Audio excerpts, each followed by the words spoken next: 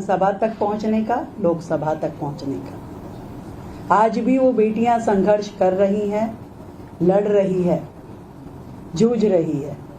और वो लोग जो ये नारा देते थे कि लड़की हूं, लड़ सकती हूं, वो बेटियों की इस लड़ाई को छोड़ के भाग खड़े हुए और वो कह रहे हैं कि लोकतंत्र की जीत हुई है। मैं आपसे पूछना चाहती हूं कि बेटियों की हार में लोकतंत्र की जीत कैसे हो सकती है? हो सकती है क्या? देश की महिलाएं हार गई, उनका सम्मान, स्वाभिमान हार गया। वो कह रही हैं लोकतंत्र की जीत है। क्या ये संभव है? आज जिस तरीके से पूरा देश ये देख रहा है कि महिला आरक्षण बिल 30 साल से इस लोकसभा में आता है, कभी फाड़ दिया जाता है, कभी फेंक दिया जाता है, कभी जला दिया जाता है और कभी उसका विरोध होता है। 30 साल एक लंबी लड़ाई लड़ करके ये दिन आया था जब लगा कि शायद ये बिल पास हो जाएगा। लोगों ने कहा कि नंबर नहीं था तो क्यों लेके आए ये बिल?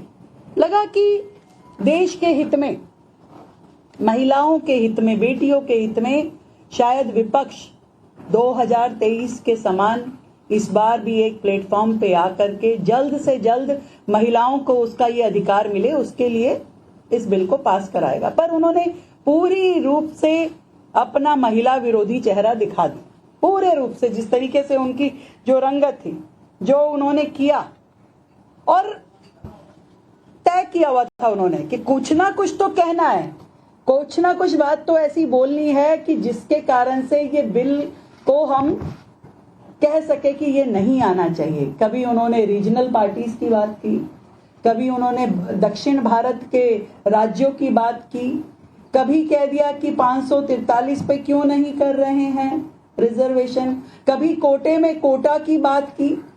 पर ये सब बातें इसलिए हुई क्योंकि ये बिल लाना ही नहीं चाहिए था, उनका मन ही नहीं था कि इस बिल को हमें पास करना है। नहीं तो मैं आप लोगों से पूछना चाहती हूँ भाई, 2023 का जो बिल था, उस 2023 के बिल में भी तो ये सारी सभा तक पहुंचने का, लोकसभा तक पहुंचने का। आज भी वो बेटियां संघर्ष कर रही हैं, लड़ रही है, जूझ रही है।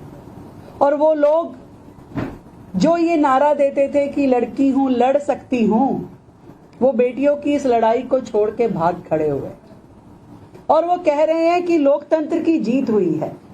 मैं आपसे पूछना चाहती हूं कि बेटियों की हार में लोकतंत्र की जीत कैसे हो सकती है?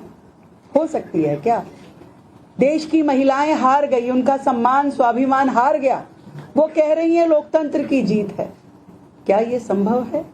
आज जिस तरीके से पूरा देश ये देख रहा है कि महिला आरक्षण बिल 30 साल से इस लोकसभा में आता है, कभी फाड़ दिया जाता है, कभी फेंक दिया जाता है, कभी जला दिया जाता है और कभी उसका विरोध होता है।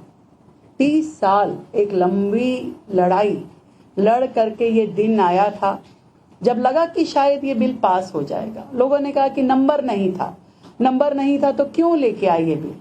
लगा कि देश के हित में, महिलाओं के हित में, बेटियों के हित में शायद विपक्ष 2023 के समान इस बार भी एक प्लेटफॉर्म पे आकर के जल्द से जल्द महिलाओं को उसका ये अधिकार मिले, उसके लिए इस बिल को पास कराएगा। पर उन्होंने पूरी रूप से अपना महिला विरोधी चेहरा दिखा दिया, पूरे रूप से। जिस तरीके से उनकी जो रंगत थी, जो उन्होंने किया और तय किया हुआ था उन्होंने कि कुछ ना कुछ तो कहना है, कुछ ना कुछ बात तो ऐसी बोलनी है कि जिसके कारण से ये बिल को हम कह सके कि ये नहीं आना चाहिए। कभी उन्होंने रीजनल पार्टीज की बात की, कभी उन्होंने दक्षिण भारत के राज्यों की बात की, कभी कह दिया कि 543 पे क्यों नहीं कर रहे हैं रिजर्वेशन, कभी कोटे में कोटा की बात की।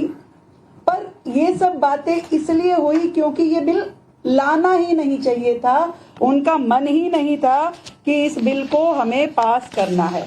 नहीं तो मैं आप लोगों से पूछना चाहती हूँ भाई, 2023 का जो बिल था, उस 2023 के बिल में भी तो ये सारी